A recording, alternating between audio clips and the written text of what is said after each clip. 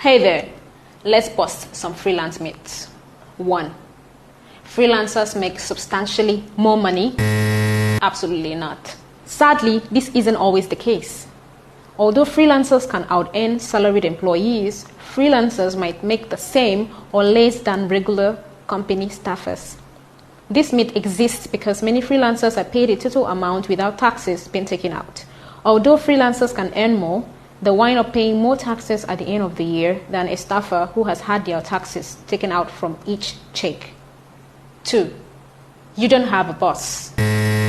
Sadly, you have several bosses. Each of your clients is responsible for approving the work you submit and paying you on time.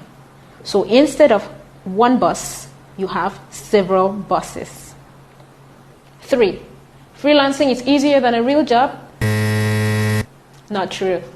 People with freelance jobs work just as much as the average employee. They do get to work on their own terms though, setting their hours, plus not having to waste time commuting into a job.